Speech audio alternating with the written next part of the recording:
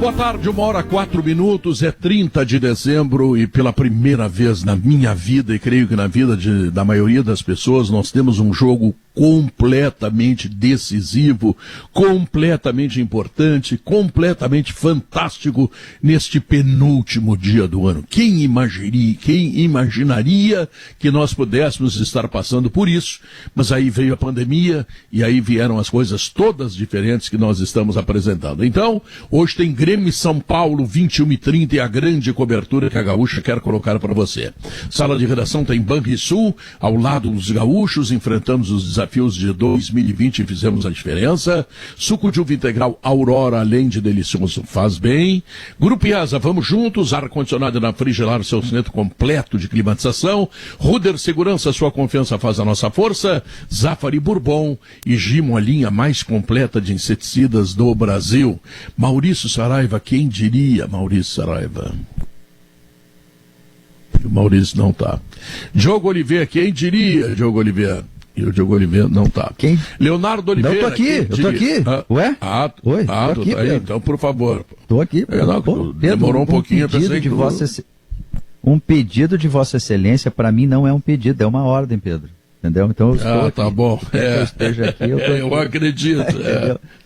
Pedro, mas além das coisa questões estranha, do jogo, né? Tem super estranho, mas tem um outro debate aí, assim, rapidamente, assim, apenas para mais um elemento aí para o debate. Não é tão absurdo assim a gente ter um calendário igual ao europeu, né? Não é tão absurdo. Claro que é uma situação completamente anômala, né, de pandemia, mas talvez não seja tão absurdo ter um jogo dia 30, ter jogo perto do Natal e alinhar o nosso calendário com a Europa, assim, se conectando ao mundo, né? Eu acho que talvez dê para pensar nisso, antes da gente entrar aí no grande jogo de hoje. É uma ideia. Bom, Guerrinha, o que tu me conta, Guerrinha? Tá terminando o ano, eu sei que tu tivesse um ano muito bom, apesar da pandemia, você ficaste bem concentrado, ou quase sempre concentrado, e hoje tem uma grande transmissão, grande jogo, mais gordo, isso. Mas do lado da Preta, né, sempre fazendo carinho nela, essa coisa toda. Preta é minha parceira. Tá enxergando melhor. Enxergando melhor, ouvindo melhor. Não tinha paciência muita para ouvir, agora eu tenho. Eu acho que o jogo, Pedro, é um jogo que qualquer opinião antes é arriscado. É um jogo que teoricamente, claro que depois quando a bola começar a rolar é uma outra conversa. Mas o São Paulo vai largar com tudo para cima do Grêmio. E o Grêmio vai precisar saber se defender, ter a bola e contra-atacar. Já foi praticamente assim boa parte do jogo aqui na Arena. O São Paulo com a posse, o São Paulo ameaçando, e o Grêmio chegando muito pouco ao gol do time do Fernando Diniz. Hoje o Grêmio tem mais ainda a seu favor a vantagem obtida aqui. Então vai precisar ser, acima de tudo, inteligente. Tentar tirar a velocidade do Palmeiras, do São Paulo, tentar parar o Daniel Alves, que é ele que começa, é ele que articula quase todas as jogadas, acompanhado daquela meninada toda no meio-campo. E ter muito cuidado. E quando aparecer a chance, não desperdiçar. Porque se fizer isso, vamos botar aqui, o Grêmio faz um gol. Puxa vida, o Grêmio tem que tomar 2 para ir para os pênaltis. Pode, mas não é fácil tomar 2 numa decisão, é difícil, é complicado. Então, é um jogo arriscado, é um jogo que vai ter muita paralisação, muita catimba. Preparem-se, vai ser uma noite daquelas. Pois é, o jogo daqui já foi um jogo bastante catimbado. Leonardo Oliveira. Vai ser exatamente, Pedro, eu ia nessa linha, porque o jogo aqui de Porto Alegre, o São Paulo propôs um jogo físico e teve um jogo físico. O Grêmio não, o São Paulo tentou se impor na base da força, o Diego Souza apanhou muito da zaga do São Paulo e o Grêmio respondeu. O Grêmio também fez um jogo físico. O que está se desenhando, e o bastidor que o Rodrigo trouxe no Esportes ao Meio-Dia e vai ampliar agora conosco, o que está se desenhando é de um jogo com uma temperatura ainda maior do que aquela que a gente teve na Arena. Vai ser um jogo muito disputado, vai ser um jogo muito renhido, cada bola vai ser brigada ao máximo. O cuidado é porque é necessário e é fundamental que não se passe do ponto. Até porque isso não costuma ganhar jogo, né? Não, o que ganha é a bola, é ali no campo mesmo, é saber jogar. Só que, por vezes, o confronto exige isso. E o Grêmio, que não teve isso contra o Santos, embora o Santos tenha feito uma disputa leal com o Grêmio, mas se impôs pela energia que empregou, né, o Grêmio com o São Paulo ele teve. E está se preparando para isso. Eu prevejo, Pedro, um jogo muito disputado. Um jogo com uma temperatura elevadíssima. E sem o Luciano. Tá chegando aí o Rodrigo Oliveira. Oi. Não, é nisso que ele vai. Vamos com o Rodrigo, acho que é essa informação que ele tem. Essa informação é importante. O Luciano voltou a sentir, né? Ele tinha aquele problema na virilha, jogou contra o Grêmio e agora sei lá.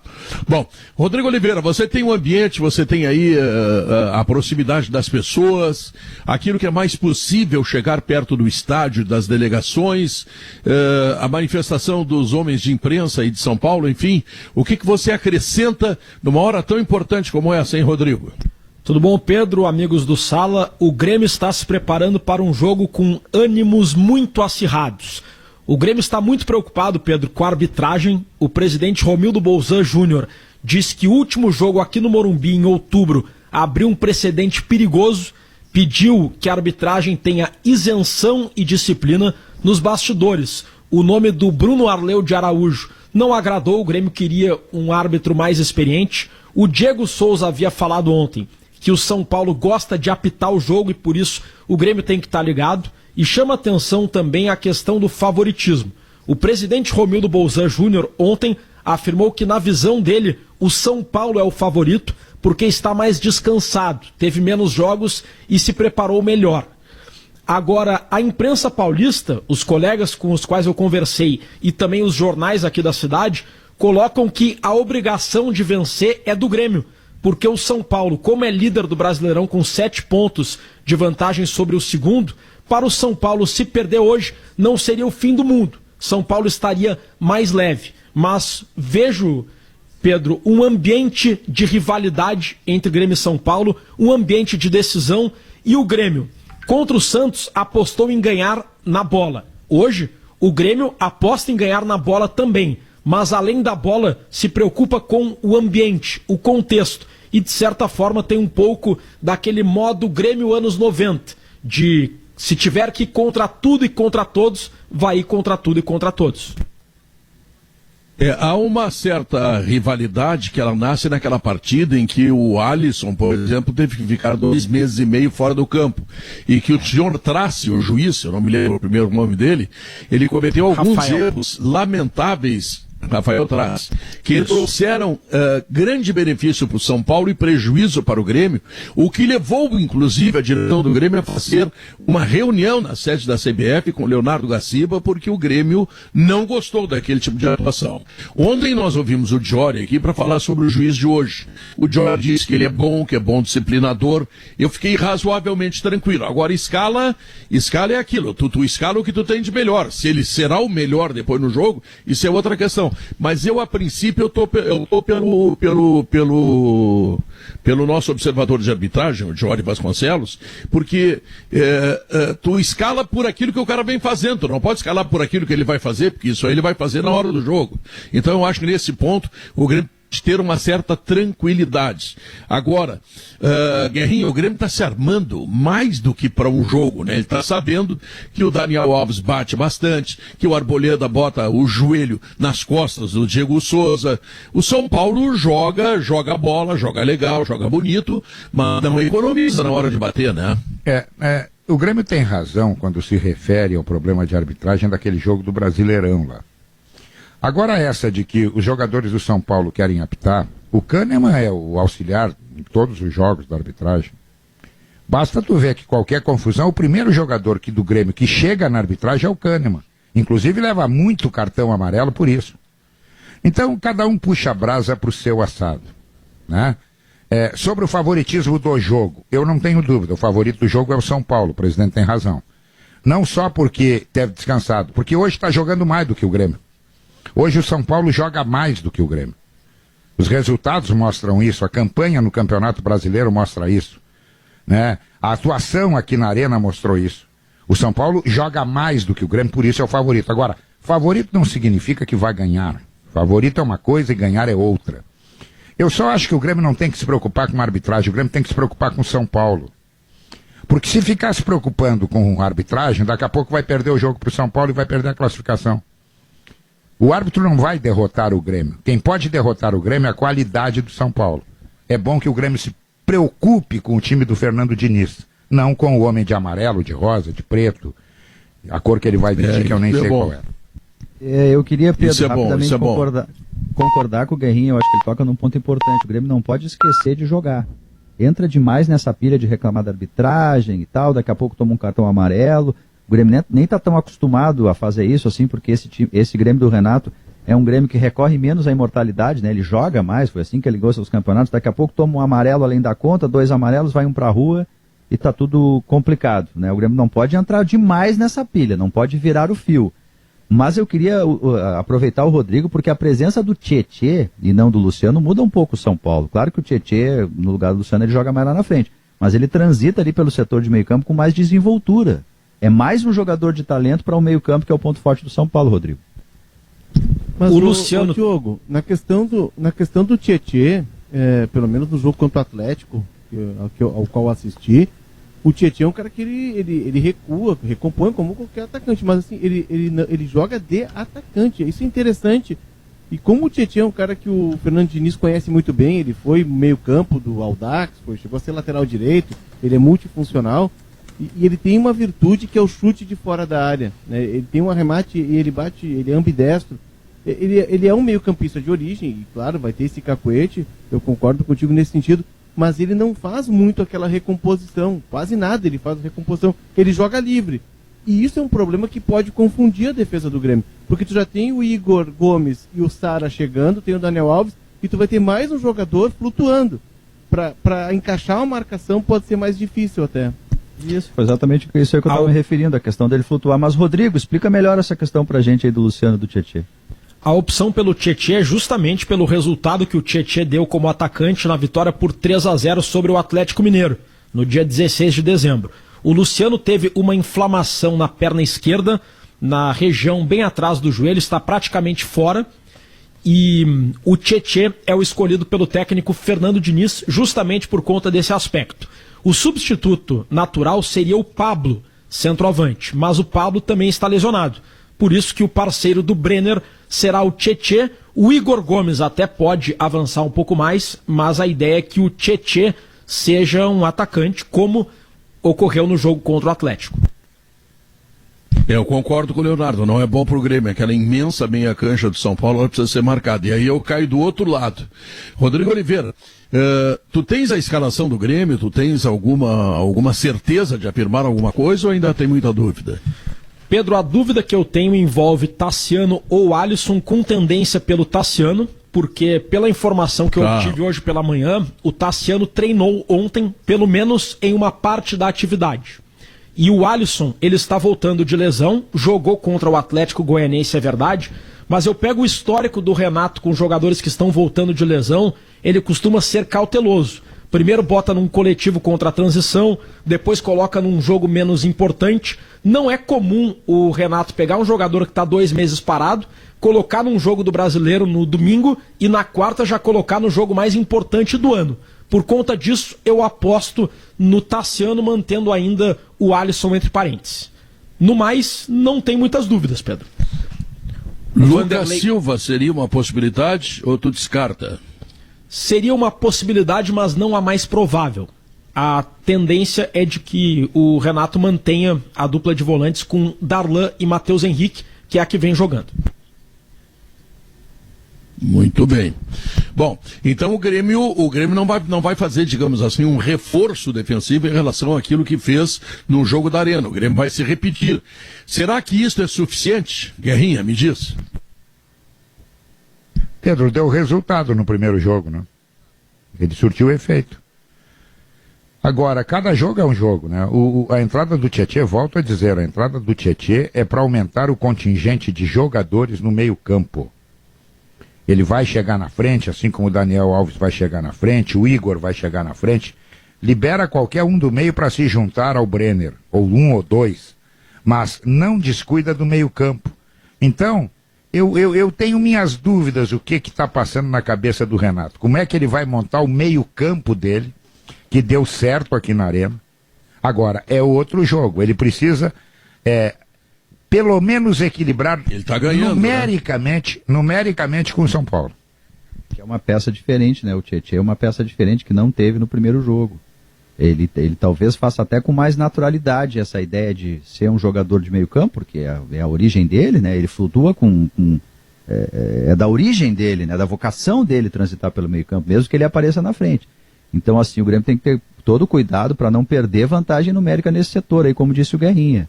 E aí eu não sei se o Renato muda a estratégia, coloca um jogador mais de marcação, como o Pedro insiste, né? Talvez seja uma ideia, mas é uma peça que muda, assim, a cara do São Paulo para esse jogo. Especialmente no setor onde é mais forte, no meio campo.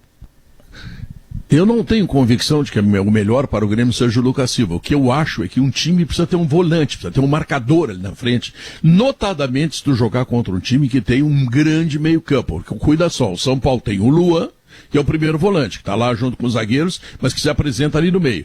Tem o Daniel Alves, que é a primadona, é o cara que recebe a bola e distribui o jogo. De um lado tu tem o Gabriel Sara, do outro lado tu tens o Igor Gomes. E um pouco mais à frente vai ter o Tietê.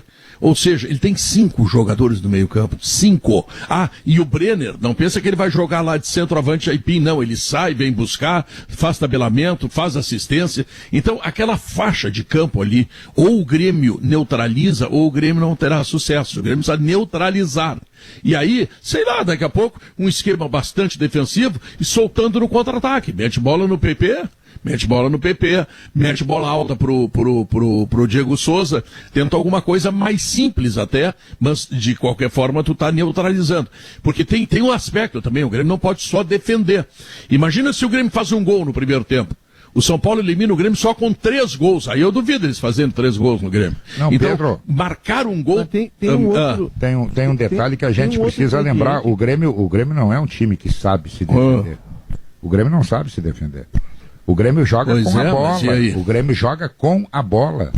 Ele corre poucos riscos porque tem a bola. Não porque ele saiba armar uma retranca. Não é isso. Isso não é da índole do Renato. O que é que eu penso que o Grêmio tem que fazer? O Grêmio tem que utilizar a velocidade dos seus jogadores mais adiantados, porque o São Paulo vai sair para o jogo, o São Paulo vai dar a chance do contra-ataque, não tenha dúvida disso. A necessidade de fazer um gol, de fazer a vitória, vai obrigar os laterais do São Paulo a saírem. Vai posicionar o Luan com os 2 zagueiros, vai ficar uma vez que outra um dos laterais. Tu tendo a velocidade, tu vai pegar eles com as calças na mão. Agora tem que ter a bola. Para ter a bola, tem que ter gente no meio campo, porque senão tu vai ser envolvido. Pedro, nas minhas apurações ontem... Ainda, Rodrigo, tem uma questão que a gente não falou ainda, que é a do Reinaldo, né, Rodrigo? A ausência do Reinaldo ela é muito sentida aí pelo São Paulo. Que o Reinaldo, no Brasileirão, principalmente, ele lidera estatística de lateral que mais participou de gols. Ele participou de 10 gols do São Paulo, direto ou indiretamente no Brasileirão. É o cara que mais deu passe decisivo, lidera o ranking, e o cara que mais acertou cruzamento entre os laterais. Tudo passa no São Paulo pelo volume ofensivo do Reinaldo. Eu acho que estão sentindo muito isso e se fala, né, Rodrigo, em São Paulo.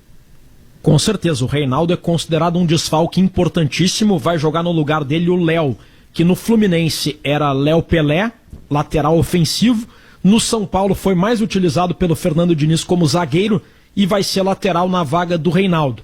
Sobre essa possibilidade de o Grêmio adotar um esquema mais defensivo ou reforçar o meio-campo, ontem, quando eu conversava com pessoas do Grêmio para tentar descobrir a escalação, me foi dito 2 coisas sobre isso. Primeiro, que a vantagem de 1-0 é muito pequena para jogar com o regulamento embaixo do braço.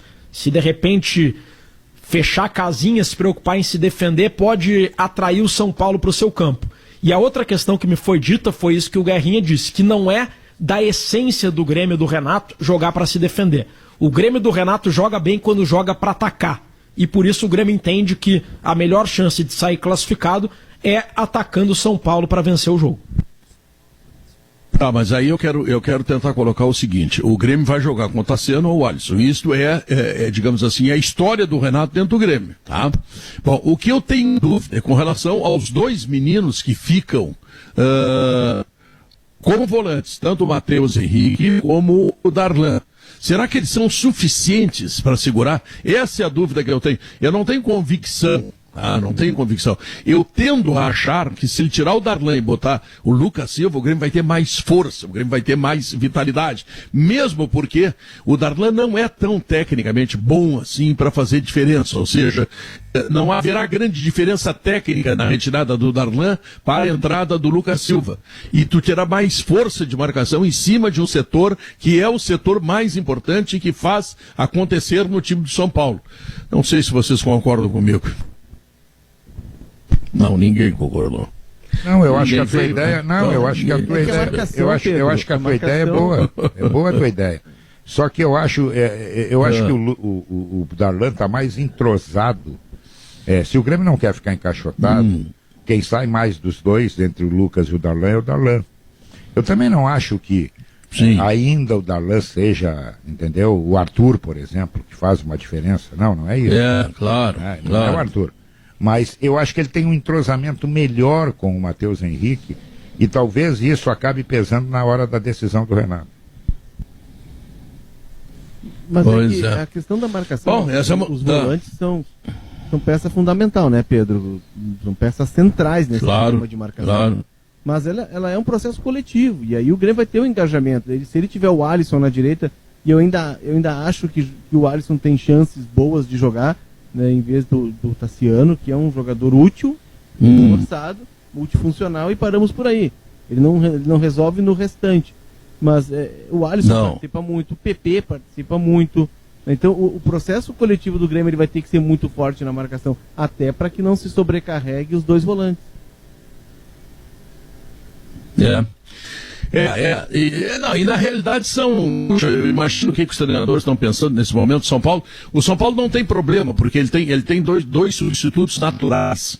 Ele tem o Léo Pelé para ser o substituto do Reinaldo e tem o Tietê para ser o substituto do Luciano. Tá pronto, tá resolvido o problema do São Paulo. O do Grêmio é um pouco mais preocupante. O que o Renato vai fazer? Vai com o Alisson, vai com o Lucas Silva? Será que todo esse processo coletivo, os dois pequenos volantes do Grêmio, e a partir daí isso fica consequentes? Puxa, são decisões complicadas para serem tomadas, né? Tem um aspecto bem importante, bem curioso sobre o São Paulo do Fernando Diniz, que é uma reflexão feita por alguns colegas da imprensa de São Paulo com os quais eu conversei. Não fosse a pandemia, não fosse a ausência de público na temporada 2020, era bem provável que o Fernando Diniz não fosse o técnico do São Paulo e o São Paulo não estivesse tão bem. Entre 2015, quando saiu o Muricy, e setembro de 2019, quando chegou o Fernando Diniz, o São Paulo teve 16 treinadores em 4 anos e meio. Aí chegou o Fernando Diniz e no início do ano e depois na retomada, ele teve a eliminação nas quartas de final do Paulistão para o Mirassol, queda na fase de grupos da Libertadores e queda no primeiro confronto da Sul-Americana contra o Lanús. A avaliação aqui em São Paulo é de que se o Morumbi tivesse torcida nesses jogos, o Fernando Diniz não teria resistido, pela pressão, grito de burro, vaias e tudo mais. Como a pressão que ocorreu foi apenas virtual, foi apenas nas redes sociais, a direção bancou o Fernando Diniz, não deu bola para a torcida, não deu bola para a cobrança, e hoje o São Paulo é líder do Brasileiro e está na semifinal da Copa do Brasil.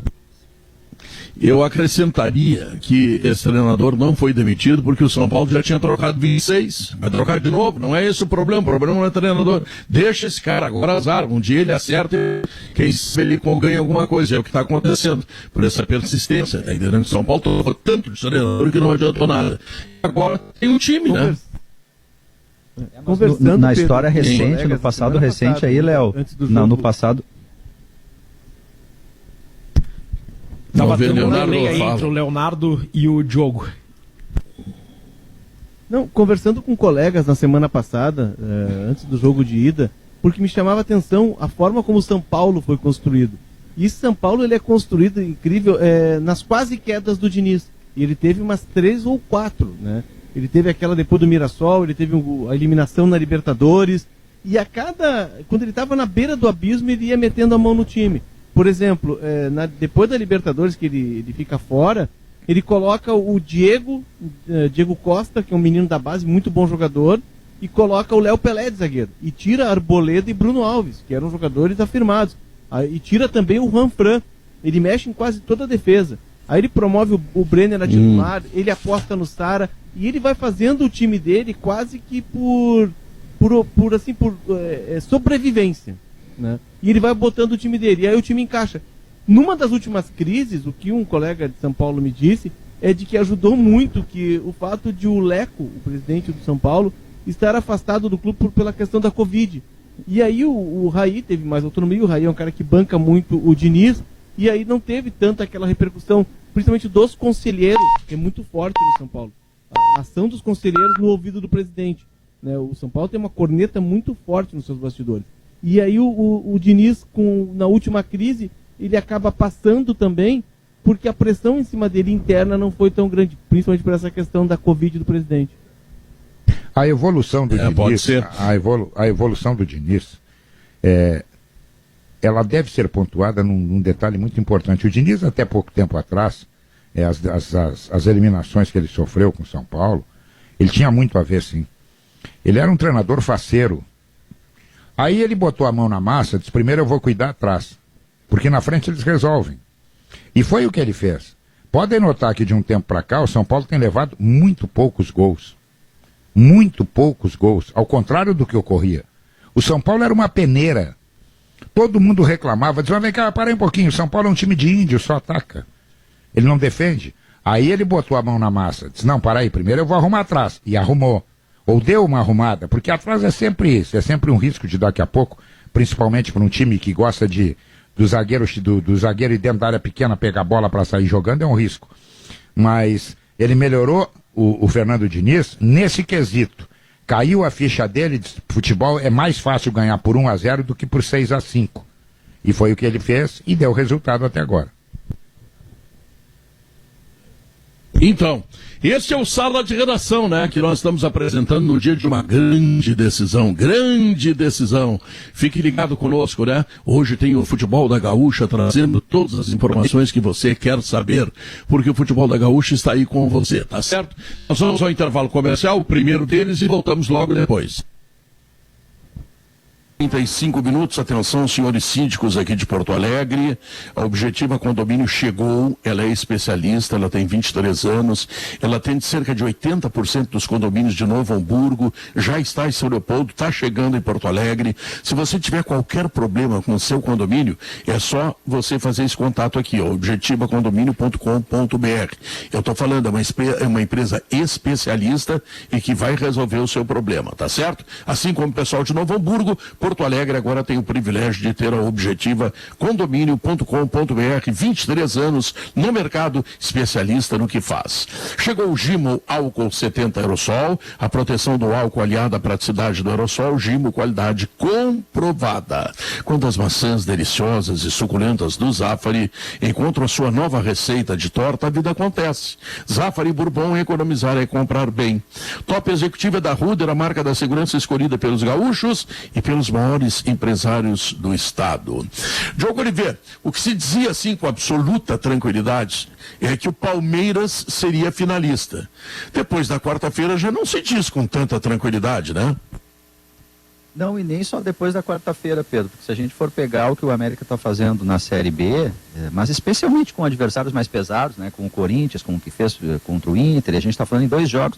Contra o Corinthians, então, o América foi melhor nos 2 jogos. Claramente foi superior nos 2 jogos, né? No jogo contra o Inter, no segundo jogo foi mais assim, se defender, buscar o contra-ataque, mas não dá para dizer que ele perdeu o controle de nenhum desses 2 confrontos, né? Então, ainda mais depois do que fez contra o Palmeiras, eu não cravo o Palmeiras como classificado, mas de jeito nenhum, eu acho até injustiça com o trabalho que vem fazendo não, mas eu antes da quarta-feira eu cravava, o Palmeiras fácil. Não. Porque o Palmeiras é diferente do Corinthians e do Inter, né? Claro, o Palmeiras vinha de goleada em cima de todo mundo, ele só levou porrada do Inter aqui. Mas aí tu soma o jogo com o Palmeiras, o que ele fez contra o Corinthians, que agora até melhorou aí no Campeonato Brasileiro, enfim. O que ele fez contra o Inter, eu acho que a gente pode dar algum crédito já pro Lisca, né? E ele tem alguns jogadores, esse Ademir, que joga ali pelo lado direito, magrinho, né? Ágil pra caramba, é bom jogador. Todo jogo ele arruma algo diferente para o seu time. Eu não duvidaria do América do Lisca, não. Eu não cravo o Palmeiras agora. Crava o Palmeiras, na loteria lá tu bota teu dinheiro, Guerrinha? Já botei. No Lisca? Com o Lisca, já perdeu motivado. Ele vai ganhar em tranquilo, o Palmeiras vai ganhar um jogo em tranquilo. Ah, tá. Entendeu? Entendi. Ele tá pagando eu acho também, tá pagando, será o... Palmeiras, já te digo aqui, o Palmeiras, ele é favorito no jogo. Hein? Não deve ser tanto, né? Não é tanto, não. Dá para comprar dá para comprar carne e tudo certo. não é grande coisa. Já te digo, parei. Mas a carne subiu o preço, hein? Uma picanha tá 90 conto. Carne, arroz e tomate não dá. Barbaridade que fizeram. Ele dá Ainda bem que tem o Zafari. 2,08.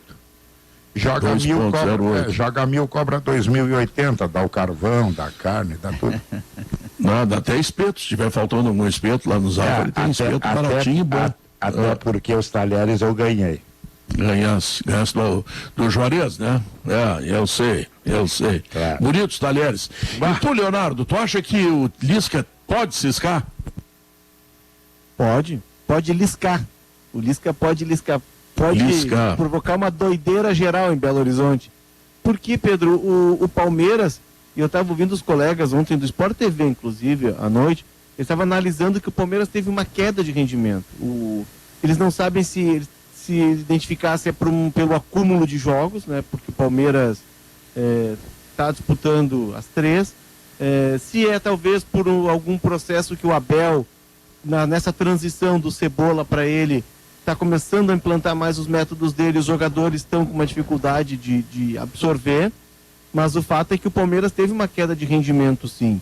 E o América, embora com desfalque, não vai ter os dois laterais, mas o América é um time muito bem treinado, e o América entra leve, né? O América já fez a história dele, o América já está quase com premiação que chega a 1/3, um pouco mais, do orçamento dele para o ano todo. O América tem um orçamento na faixa de 30 milhões. Então o América já cumpriu a parte dele. E o objetivo do América, isso sempre foi muito claro, é subir para a Série A. Claro. Jogar a Série A. Ele não esperava eliminar a Corinthians Internacional, né? Não, sim, ele fez demais, uma leve, porque a Copa do Brasil é a cereja do bolo. É o extra. Fez demais. Já arrumou dinheiro. E já subiu, arrumou dinheiro para 2023 já, né? E já subiu na Série A. Agora a queda, o Palmeiras começou a jogar menos mesmo. Mas tem muito a ver com as invenções do português. O português contra o América tirou o Luan da zaga, botou no meio, para botar aquele menino que era do Inter, que deu um passe magistral pro rapaz do América fazer o gol. Olha, o passe dele eu vou te dizer. Aquilo ali, poucos armadores no Brasil conseguem fazer aquilo que ele fez. Aí ele na frente botou o William Bigode aberto e o Rony centralizado. Eu sei que o Rony tem uma estatura maravilhosa, um cara cabeceador grande, né? Aí pega o Scarpa de lateral esquerdo. Vem cá, faz o simples, faz o óbvio que estava dando certo. Ajuda.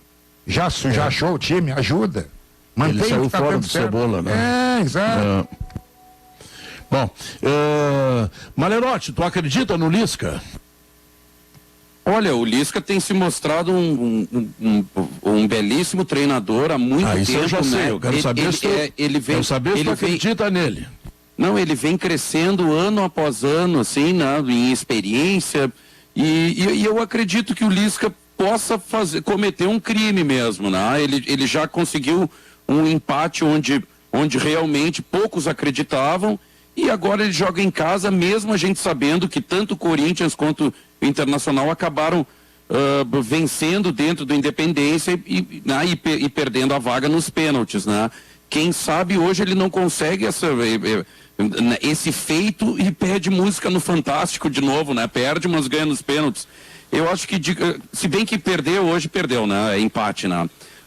Mas eu acredito que o Lisca, pelo menos, tem uma motivação extra para tentar fazer um feito ainda mais histórico do que vem fazendo hoje. O meu perrengue mesmo, né? Que eu vou contar para vocês, é que, pô, bicho, eu sou um pai dedicado aqui, um pai, né, que providenciou que o Papai Noel trouxesse fardamento pro Lito aqui, que está com 6 anos, fardamento completo do Inter, chuteira, bola nova e tal, mas eu crio ele dentro de uma bolha colorada que eu torço para que não seja furada, a realidade fura ela constantemente com as conquistas do tricolor e tal, e obviamente a rivalidade, sendo do tamanho que é aqui no Rio Grande do Sul, volta e meia eu tenho que escutar algumas perguntas feitas por uma criança de 6 anos que eu tenho que amenizar a situação e tal. Então hoje, sendo uma semifinal com o Grêmio contra o São Paulo, assim, ele fica mais apavorado que eu, né? Porque ele já entende a importância da rivalidade. E eu fico aqui, não, filho, vai jogar teu videogame aí, não te preocupa, deixa que isso aí é assunto de adulto. Calça tuas chuteiras, bota teu fardamento do Inter, vamos jogar bola.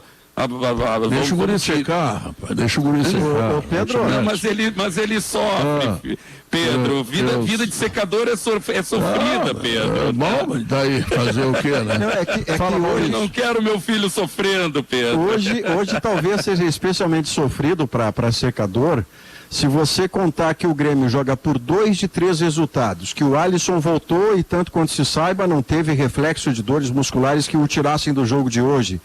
Eu tenho a impressão que o Grêmio vai mais forte do que nunca, não só porque joga por 2 de 3 resultados, mas porque num jogo normal, o Grêmio consegue sustentar o empate que já sustentou contra o São Paulo lá por 0-0, quando os erros de arbitragem acabaram por evitar a vitória do Grêmio. Claro que era um jogo muito diferente, era um jogo de série, não era um jogo de eliminatória, então tem outro caráter. O São Paulo, por exemplo, em eliminatória, agora há pouco, ele abriu o jogo da Arena batendo no Grêmio. Os 2, 3 primeiros lances foi de um São Paulo que tentava impor na base do confronto físico. Já tinha batido no jogo do Campeonato Brasileiro, tanto que o Alisson ficou quase 3 meses sem poder caminhar. Esse 0-0 teve muita pancada do São Paulo, mas era um jogo de série. Ele não tinha um caráter em que um fica pelo caminho e o outro vai embora. Mas o Grêmio de lá para cá, ele teve oscilações e o melhor momento recente do Grêmio acaba sendo esse, porque ele sabe como enfrentar o São Paulo, ele tem de volta um titular muito importante que é o Alisson. E eu tenho a impressão, Pedro, que aquilo que fez o Renato na coletiva após o primeiro jogo, de atiçar o Jean-Pierre, de provocar o Jean-Pierre, fará efeito hoje à noite com uma atuação do Jean-Pierre também sem a bola, interessada em cortar os caminhos do São Paulo. Por isso que eu estaria apostando, se eu fosse apostar algum dinheiro, e eu não sou apostador por método, né? Eu posso eventualmente fazer isso, cantado pelo Guerrinha, mas não é algo que eu faça de maneira contumaz, a não ser com água mineral. Mas eu diria que hoje eu apostaria o meu dinheirinho no Grêmio. Maurício vem com essa conversinha de água mineral e toma cerveja e vinho que não acaba. Para com essa bobagem. É que nem enganar o Rio Grande. Para com mas é por isso que ele aposta água mineral, né? Porque se perder, perde água mineral, não perde vinho, nem cerveja. Que vigarista, rapaz. Vigarice pra mim, Léo. Vigarice pra mim é o cara que aposta vinho, perde e nem mexe na... Como é que chama? Na adega. Ele pega só os vinhos que ele ganhou de presente e ele pega e paga a aposta. Na adega dele ele não mexeu pra me pagar esse bandido. Por isso que o Maurício aposta água mineral. Essa conversinha do Maurício. Essa conversinha do Maurício com água mineral é uma coisa estupenda. Maurício tomando água, Pedro. Eu também não, só vejo ele tomar vinho e cerveja. Eu também não. 2 litros por dia, 2 litros por dia. Não é verdade. Ninguém te viu tomando água. Não vem com essa outra conversa aí, tá? Tira férias e vai pro Rio pra tomar água. Então tu fica... Lá na escola de samba. 2 litros por dia fica muito tempo no banho, então. Fica fazendo xixi. Tem que ficar 2 horas depois estão fazendo xixi. Maurício, o Lisca, eu estava perguntando, queria saber a opinião de cada um. Será que ele faz o crime? Sim. Alô? Foi tomar água mineral. Foi tomar água. Olha aqui o Banrisul, olha isso aqui, ó. Em 2020 apoiamos nossos clientes para continuar em frente e superando todos os desafios com muita parceria. Feliz ano novo! O suco de uva integral da Aurora, além de delicioso, é muito saudável, não tem adição de água nem açúcar, nenhum tipo de corante. Bom pro Maurício, ó. Você se refresca a qualquer hora e ainda aproveita todos os benefícios da fruta para a sua saúde. É sabor de uva de verdade até a última gota. Beba saúde, beba suco de uva integral de Aurora. Suco de uva integral de Aurora para ti, Maurício. Vamos. Tá. Voltou essa Agora o meu dinheiro eu aposto também. Eu vou dizer, como é que o Guerrinha diz? O cara é melhor perder como malandro ou ganhar como otário, né? Um ditado do Guerrinha para jogo. Como melhor. Eu não sou muito afeito, né? Eu não tenho essa sabedoria, Guerra. Eu apostaria, se eu fosse apostar hoje, por exemplo, Palmeiras e América, eu botava uma nota de 100 no Palmeiras e uma nota de 50 no América Mineiro. Para ganhar em alguma ponta, porque não é jogo dado, não é jogo que em 2 vira, em 4 acaba, porque o América Mineiro tem um retrospecto recente ruim contra time grande jogando na sua casa. E isso um dia vai terminar, isso não vai ser eterno. E o Lisca, do jeito que ele consegue capitalizar coisas dessa natureza, ele hoje deve estar fazendo o jogo da vida dele e dizendo aos seus jogadores que o jogo da vida de cada um acontece nessa quarta-feira, com transmissão em canal aberto, com toda a repercussão de um América eliminando o Palmeiras. Eu também tenho o Palmeiras como favorito, mas não é boiadada. É jogo que o Palmeiras vai ter que sangrar. O Palmeiras não, o América vai atacar o Palmeiras? Não vai. Não, claro que não. Não vai. Claro que não. Não vai. E não atacando o Palmeiras, ele mais aqui, mais ali vai tomar o gol. Esse jogo aí em casa, a gente diz assim, em casa. Eu sei que é em casa. Só que em casa, né, no caso do América, em casa que tu vai jogar como se fosse fora. Tu vai jogar não para tem efeito, né, Guerra? O América recente perde até pro Cruzeiro no Independência. Exato. É isso. Não, e não tem torcida por causa da pandemia, mas não teria torcida porque o América não tem torcida, né? Teria meia dúzia de gato pingado lá.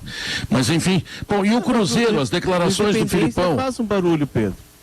Não tem barulho. Independência o América faz um barulho. Não, cabe numa van. Capacidade de 18 mil pessoas. Cabe numa van. Mas não é um Atlético, mas ele faz um barulho. 2 vans, então, tá. Vocês falaram em esportes ao meio-dia do Cruzeiro. Vai perder com barulho.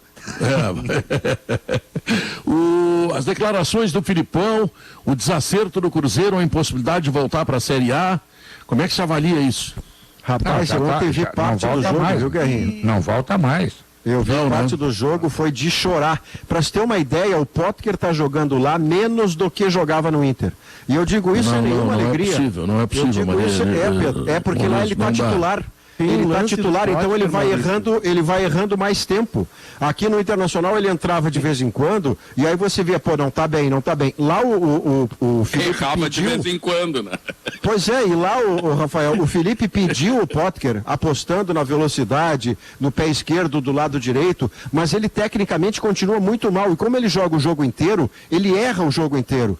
E a coletiva pós-jogo do Luiz Felipe, ela tem um certo constrangimento, né, Pedro? Porque há uma pergunta que é feita, por que o Cruzeiro caiu de rendimento? O Felipe olha, pensa e diz assim, não sei dizer.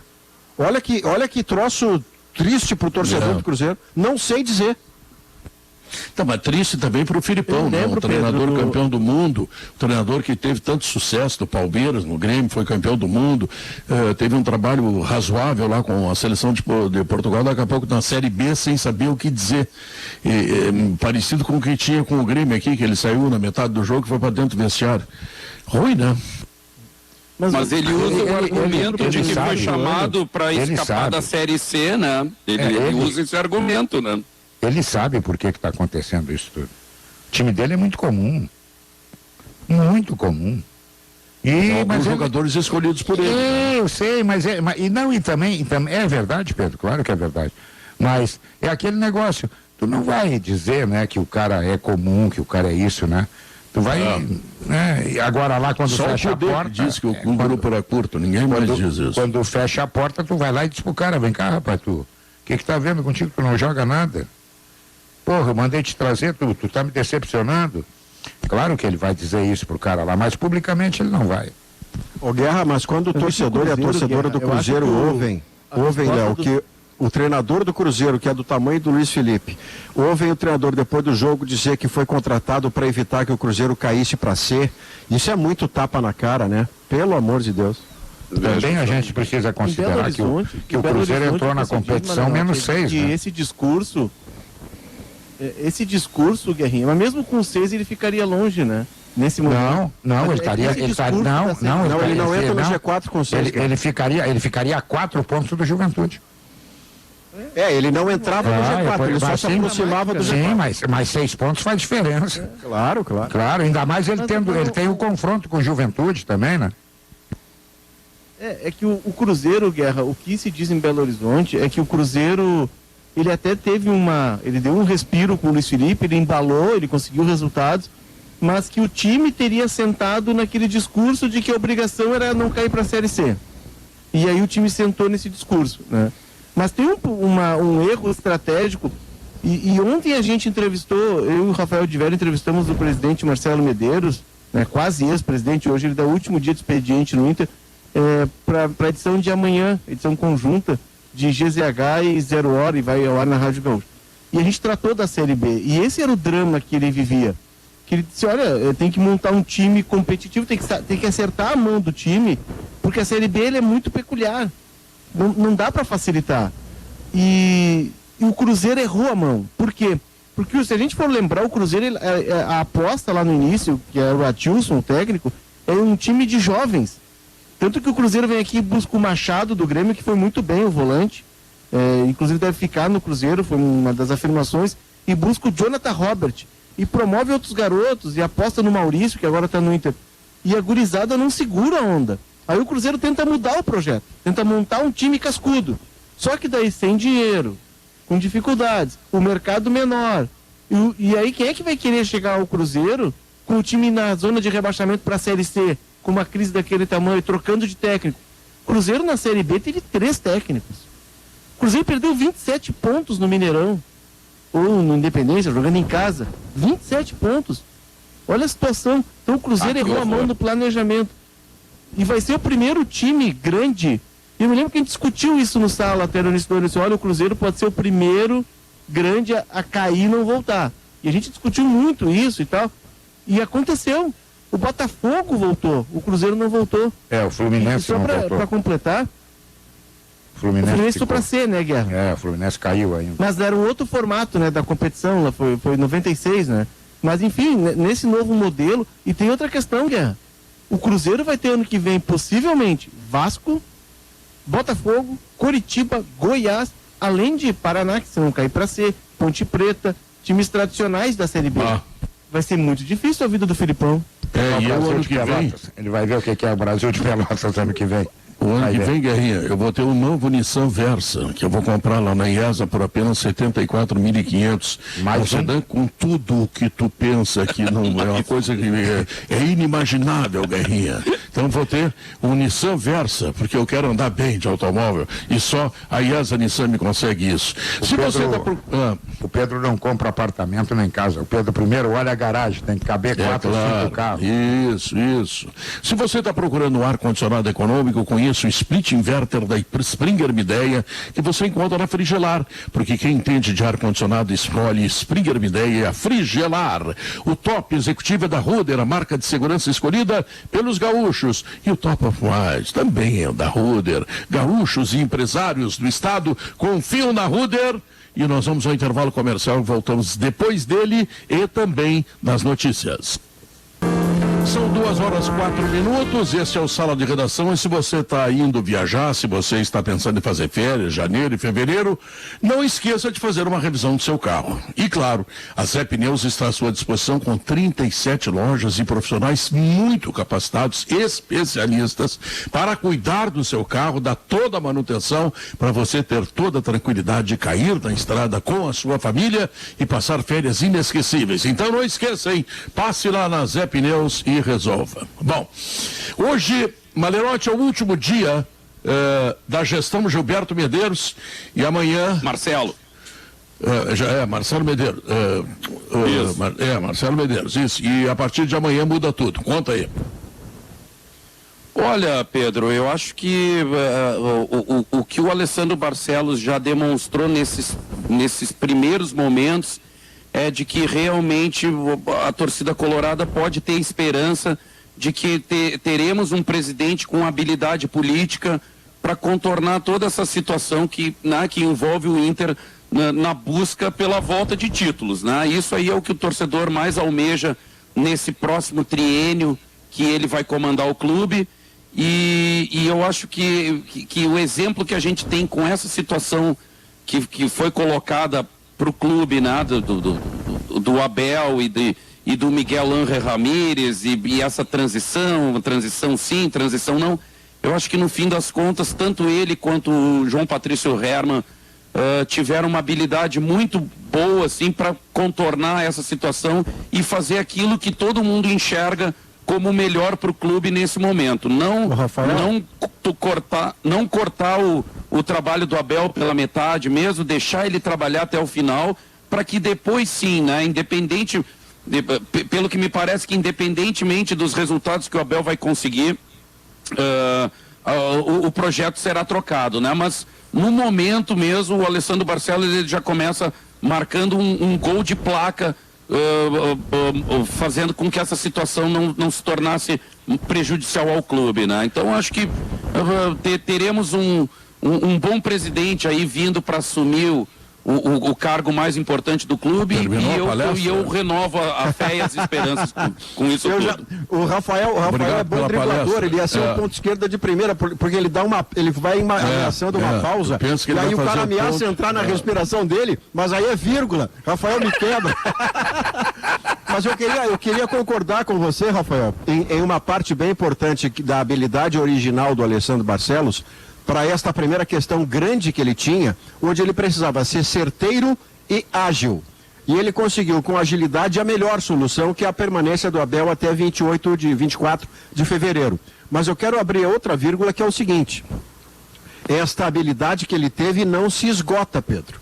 Ele vai ter que ter habilidade, ele e o João Patrício Hermann, na condução dos primeiros 2 meses de trabalho, onde há um treinador que não fica e há outro treinador que vai começar o seu trabalho a partir de março. Mas ele vai começar chegando só no final de fevereiro, ele vai estar em Porto Alegre escondido, ele vai poder ir ao clube. Essa gestão de paralelismo que a direção do Eitor Nacional vai precisar fazer, não tens um apartamento para alugar? Ei, Maurício, para esconder... Não, você que tem, Pedro. Você pode oferecer um dos seus imóveis para ele. Eu não tenho nada. Se eu tivesse, eu te oferecia. Bom, mas enfim... O Maurício não estava ontem aqui, Pedro, quando eu sugeri que a firma nos levasse, todos nós, para fazer o Sala lá das Ilhas Canárias e que a gente acompanhasse essa pré-temporada do Miguel Ángel Ramírez de lá, né? Para ter um embasamento melhor para falar sobre o trabalho do novo treinador. Eu já fecho um acordo por fazer o Sala no verão todo na casa do Pedro, aquela mansão que cabe todos nós com as famílias. Pô, Maurício, você é assaltador. Isolados. Eu tenho apartamento, mansão, quando eu sair da rua, os caras vão ver, tu que tem dinheiro aí, meu. Você não vai precisar ir pra rua, Guerrinha falando que tu tem 5 carros também. Fazenda, Maurício. Hein, Maurício? Não falou da fazenda. O sítio fazenda, é verdade. Mas eu vou avisar pros assaltantes que eu tenho 5 amantes, eu gastei toda a grana com elas. Pronto, terminou. Maurício, Pedro, é só avisar que os boletos estão todos no porta-mala, o bloquinho está todo no porta-luvas do carro. Leva o carro, leva a boletama toda. Maurício, o que eu acho um negócio complicado, tá? É que é assim, ó, todos nós vamos torcer pelo Abel, tá? Os colorados, obviamente, vão torcer para que o Abel chegue numa posição de destaque dentro do Campeonato Brasileiro. Aí chega no dia 24 de fevereiro, o Abelão está lá em cima, brigando com os líderes lá, super classificado por G4, e aí tu troca de treinador, Maurício, nessa hora.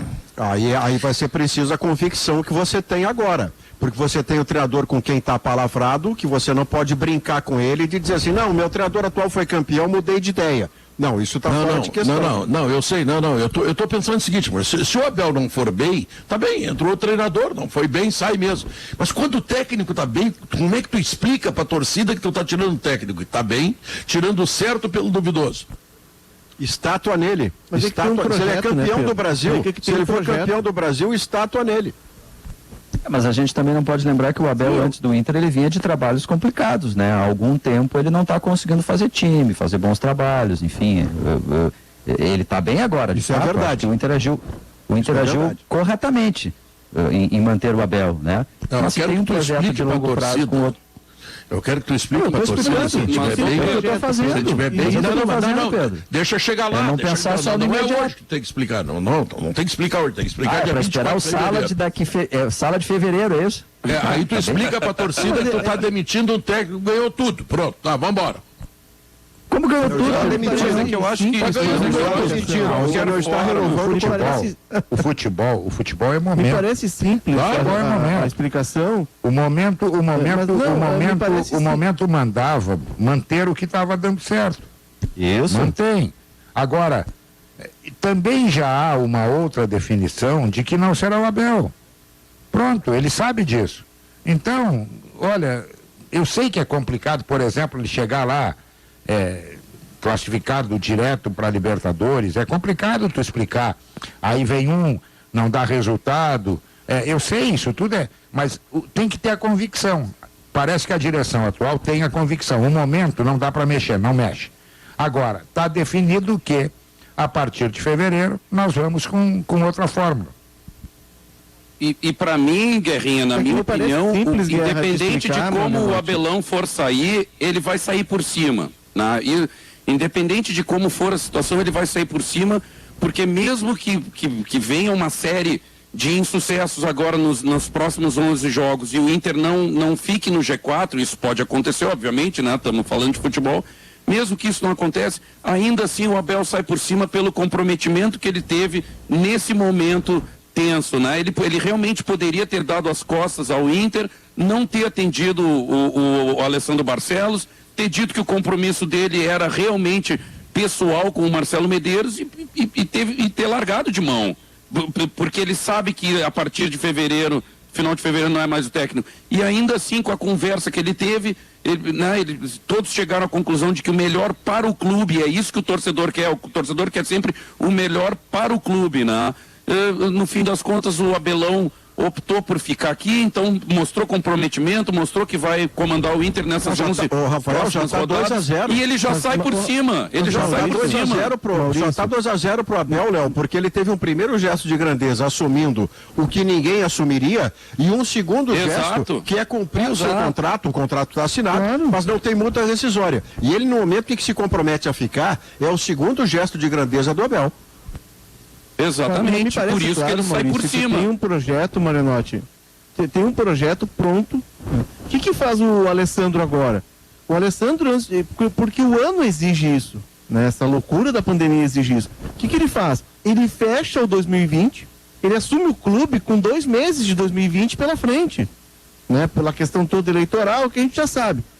Eu acho que a prudência dele é fechar o 2020, e em fevereiro, 24, 25 de fevereiro, no dia seguinte que terminar o gauchão, aí sim deflagrar o projeto, porque ele assume com uma ideia, ele e os movimentos que o apoiam e os outros dirigentes que estão fazendo a base com ele, de ter uma nova ideia de futebol, de ter uma nova ideia de gestão. O Inter vai fazer, o que se diz hoje é disruptivo, né? O Inter vai mudar algumas formas de gerir, pelo menos é a ideia desse pessoal que está assumindo. E o Miguel Ángel Ramírez, me parece claro, não está anunciado oficialmente, não assinou o contrato ainda, mas ele faz parte desse novo projeto. Encerra o ano com o Abel, né? O Abel tem boas possibilidades de colocar o time no G4, ainda se ambiciona o título, o Inter aposta muito nisso, por isso a permanência dele, como, né, que vê uma perspectiva de título. Não tem como ser campeão, me parece, né? Mas enfim, tem 11 rodadas. Ela não tem. Mas enfim, o Inter vê pega o G4 e pronto. Ainda, nesse sentido, é difícil. E aí, dia 25, começa uma nova gestão. Não, isso eu não tenho a menor dúvida.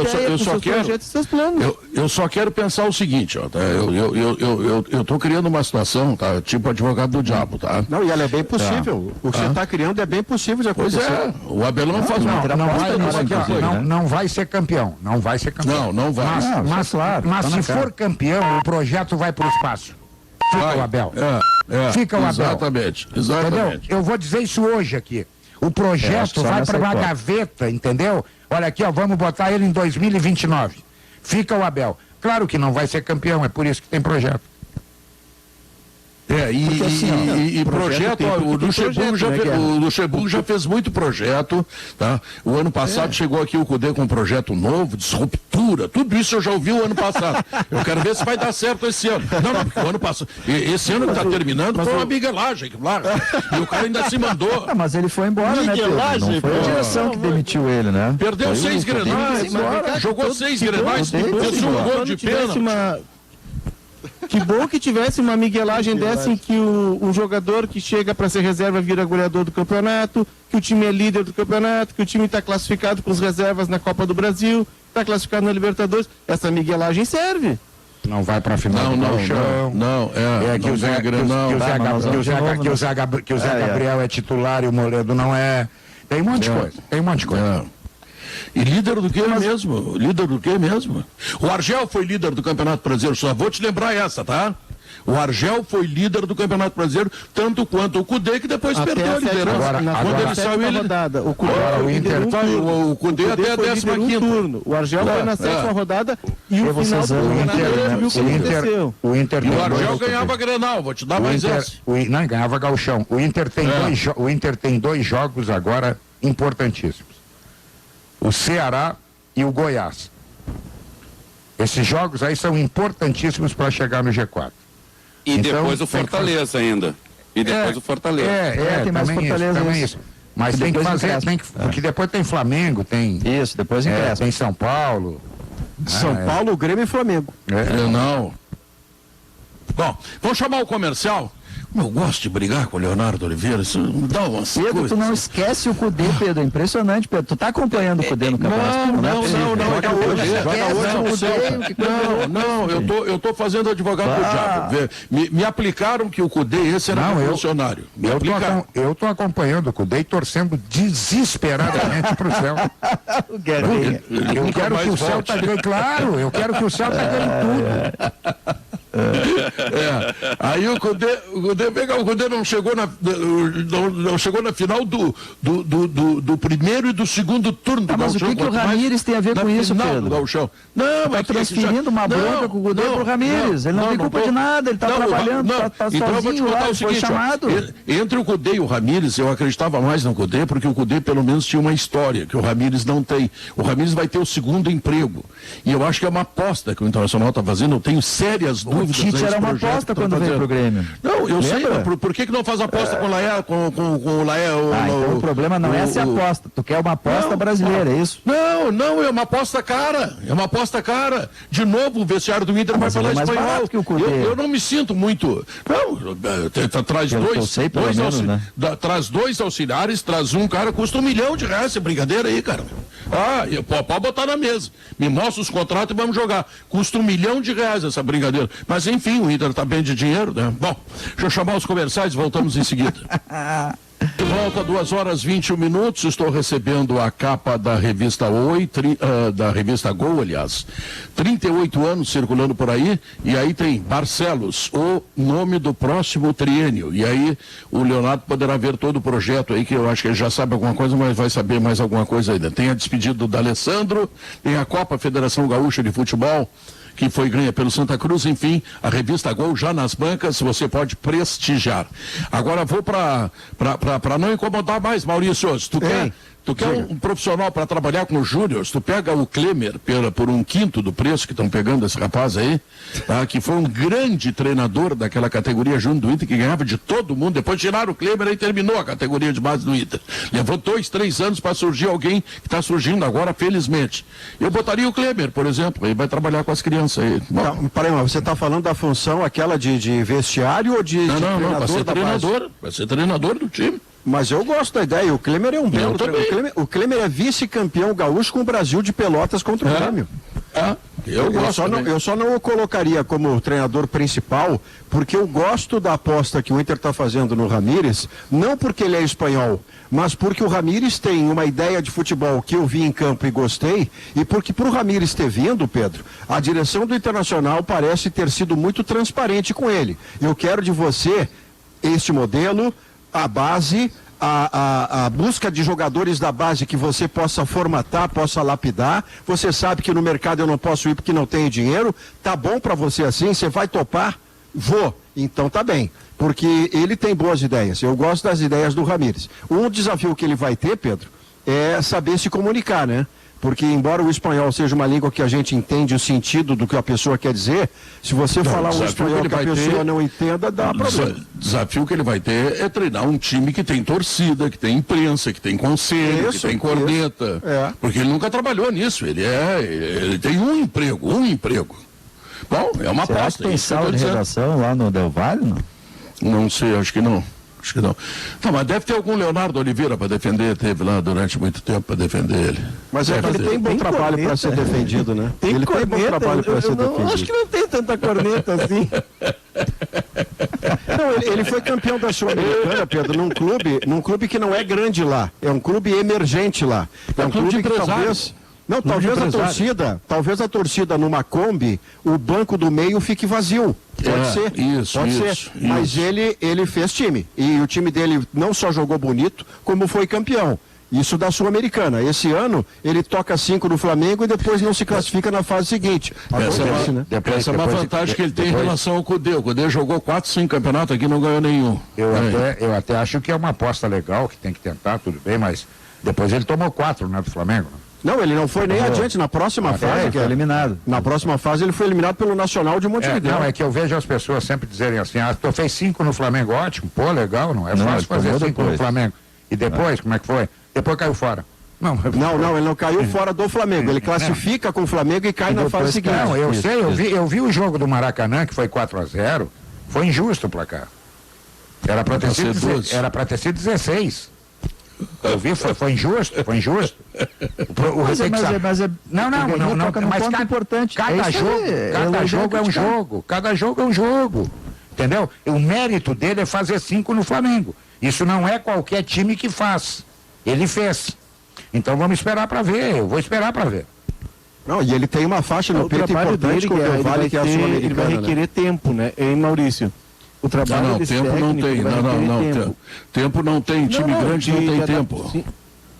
Não, ele vai. Não é eu que estou dizendo, é a torcida, é a rede social, é o conselho. Não adianta, Leonardo, não tem tempo. Aí, Pedro, vai da nova gestão criar uma mensagem, tá? Uma comunicação com o torcedor.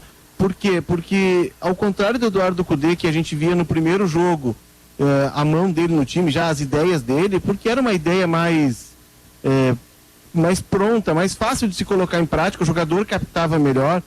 Esse técnico o espanhol, ele tem o jogo posicional, que demanda mais tempo para o jogador absorver as ideias e os conceitos. Embora se aproximem em alguns pontos daquilo que o Cudê passava, mas tem uma distância bem grande. Ele vai requerer um tempo de adaptação grande. E aí é o desafio da nova gestão de fazer uma comunicação com a torcida e de a torcida entender que esse é um processo que talvez ele não seja tão imediato como foi com o técnico anterior, que no primeiro e segundo jogo já se viu uma ideia, né? Mas é um desafio que vai ter lá para março, com o campeonato estadual. O torcedor quer mais vitória do que ideia, né? O tempo que ele vai ter é ganhar o gauchão. Isso aí não tenha dúvida. É o tempo que, senão a cobrança já começa. Ele tem que ganhar o gauchão. Faz muito tempo que o Inter não ganha.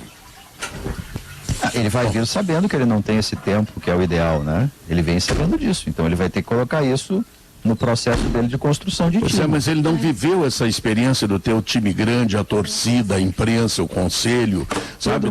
Todo esse mecanismo assim que forma um clube grande. O Tite também não tinha quando chegou no Grêmio. Apostando num técnico, se a gestão está apostando num técnico que tem um trabalho diferente, que se encaixa naquilo que ela tem como ideal para tocar o clube, para promover garotos. Isso é bonitinho se acompanhado com o resultado, Leonardo. Não, mas não tem resultado. A gente tá tendo o exemplo do Fernando Diniz, Pedro. O Fernando Diniz caiu pro Mirassol. Sim, mas o Fernando Diniz é um caso único no futebol. Não, mas a gente estava vendo isso com o espanhol do Flamengo. Né? E aí pegou um time montado, pegou um time com dinheiro e montado. E aí o que aconteceu? Afundou. Então, cada caso é um caso. O Palmeiras, se bailar hoje, ele já vão e na verdade, esses técnicos todos, eles foram beneficiados pela pandemia, né? Porque se tivesse torcida no estádio... O exemplo do Guerra, ele é muito oportuno do espanhol do Flamengo. O exemplo que o Guerra traz é muito oportuno do espanhol do Flamengo. Porque o Flamengo tinha uma ideia de jogo, traz um técnico uma semana antes do campeonato com uma outra filosofia, com uma outra ideia de jogo. E aí a gente viu o que deu. Os jogadores não conseguiram, sem tempo para treinar, absorver isso. Sim, mas o espanhol que vem para o Inter. Nós temos vários exemplos no futebol brasileiro esse ano, de treinadores que chegaram. Ah, mas eles precisam de tempo. Eles deram tempo e botaram para a rua. Sabe quantos estrangeiros perderam o emprego? Sabe quantos? Um monte. O do Vasco acaba de perder. Um monte. Aqui não tem tempo. Futebol brasileiro não é o futebol inglês, não é o futebol europeu. Não, aqui tem que ganhar. Tem que ganhar. Se não ganhar, já vai para a fritura. E a própria direção do Inter que está assumindo, entre a cabeça do treinador e a cabeça deles, eles botam a cabeça do treinador, pode ter certeza. Leonardo, bom discutir contigo, adoro, amo. Com outra ideia. Mas, ô Pedro, se tu fosse da direção do Vasco... Mas, ô Pedro, se tu fosse da direção do Vasco, tu segurava o Pinto ou tu largava o Pinto? Não, sempre segurei o Pinto. Sempre. Ah, isso é comigo. Bom ano novo. Derrotado Bom ano novo para todo mundo aí, muita saúde, muita paz, muita luz. Amanhã, Guerrinha? Eu volto segunda, Pedro, eu vou pra praia hoje. Labi? Ah, tu vai pegar sol. Não, eu vou fazer o curso de salva-vidas. Já pensou o Guerrinha de sunga, o Pedro? É, Guerrinha, tu usa aqueles calçãozinho apertadinho assim, com um bolão na frente? Pedro, eu tenho que mostrar o que eu tenho de bonito, é evidente que uso, Pedro. Alemão, do salve, alemão. Pedro, Gaúcha Mais está com a reportagem da Gaúcha espalhada nas principais rodovias para trazer, como sempre, o serviço. Está chovendo, Pedro, é uma chuva bem localizada em Porto Alegre.